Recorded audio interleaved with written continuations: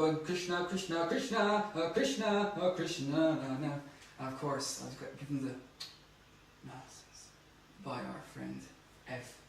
But I was just putting Kṛṣṇa into the song. That's legitimate. Yeah, you can do that. You can Krishna-ize things. Everything. Just like we Krishna-ize food by offering it to Krishna, it becomes prasadam.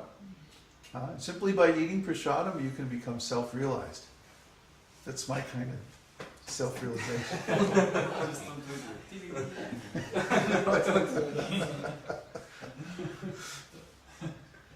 There's a question from Mike. Approximately how many years will be required for each degree?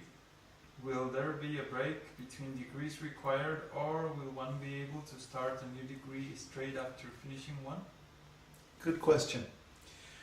The study goes at the student's pace. Some people will be faster than others, of course. There will be a break because the academic part of the study will be followed by a practical phase of the study where you apply the knowledge that you learned, and there will always be a relationship between the students and the faculty.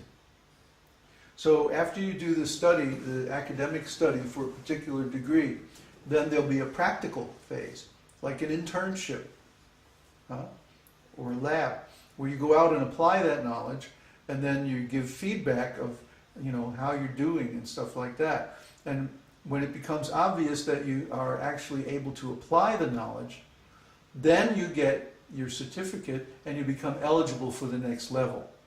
And whether you choose to pursue it at that time or later is up to you. In other words, we don't have the same idea that you can go through like 12 years of school, and then high school, and then college, and the whole time you're in academics and you completely avoid the real world. No, no, no, no. We don't accept that.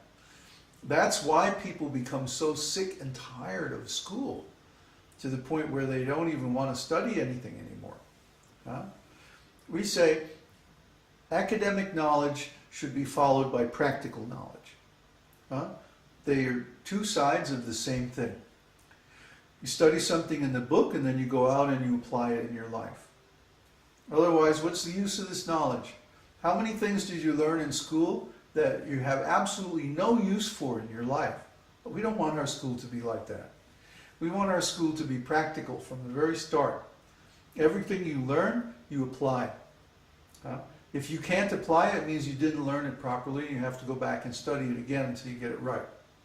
Right means you can successfully apply it in your life and get the tangible benefits from your education. See? We don't agree with this idea of simply academic theory.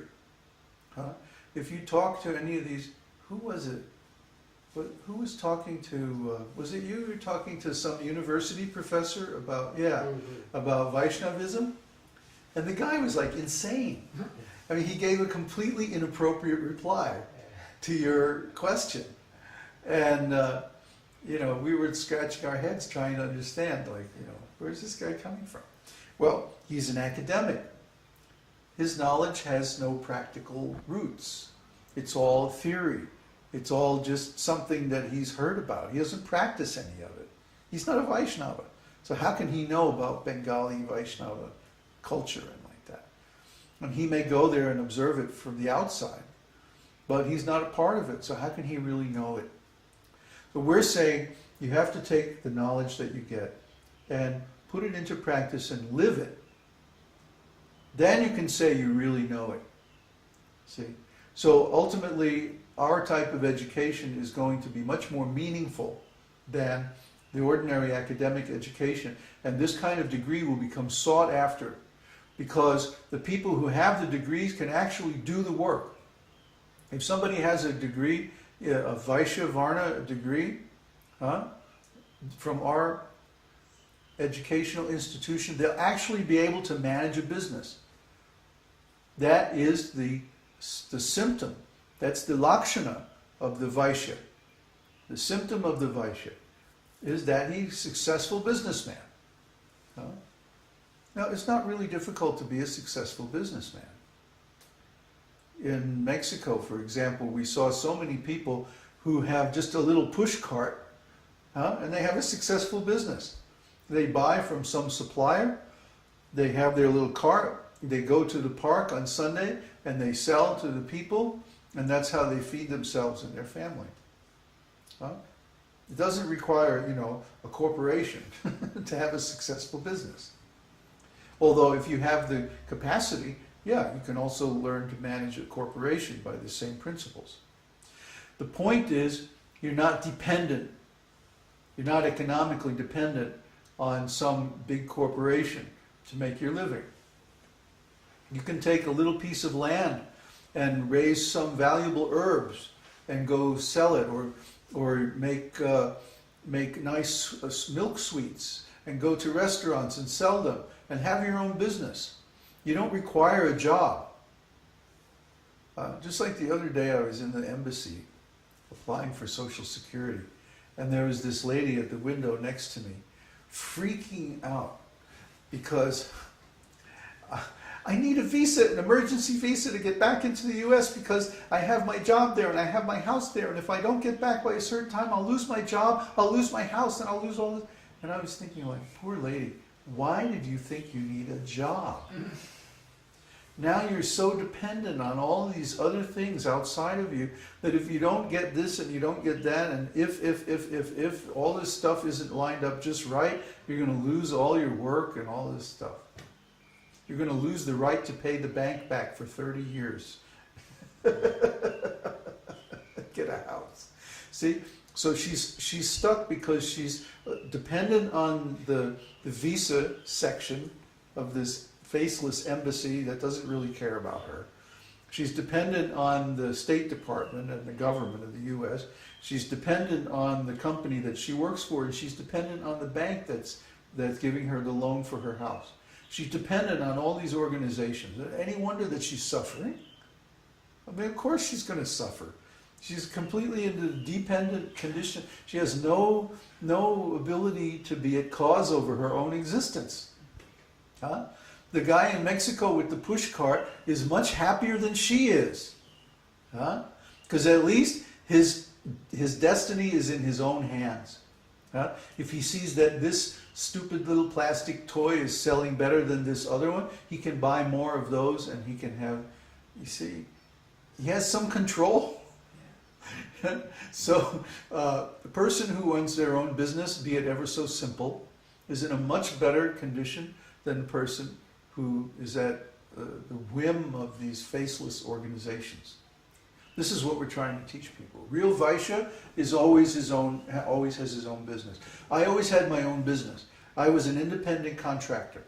I was working for big companies, but at the end of the day, I was the one who decided when I show up, when I go home, how many hours to work, and so on. See? So it's always better to have one's own business. And then if you take the next course, the Kshatriya Varna, then you're going to be a manager of a community. You'll have a project within our community and you'll actually manage it. And you'll be responsible for it. That's what Kshatriya means.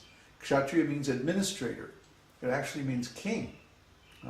So you'll have some little area that you're responsible for, and you have to show the results. And you're on the line.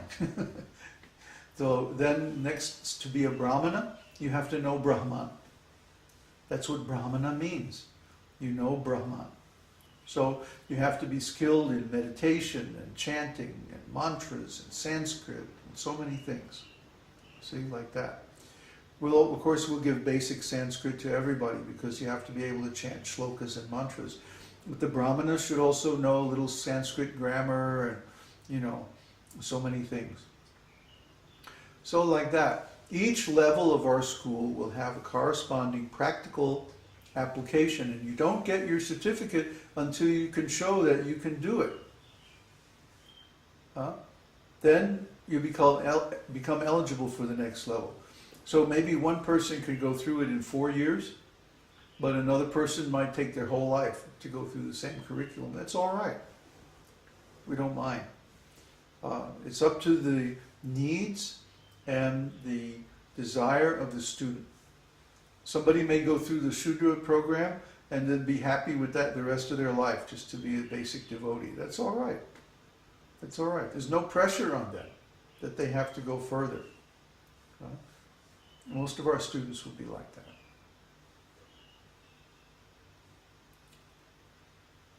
Okay? Is it possible for a Brahmana to be a terrible businessman? Like that? A Brahmana should be a talented businessman. A terrible. Really A bad. terrible businessman? No.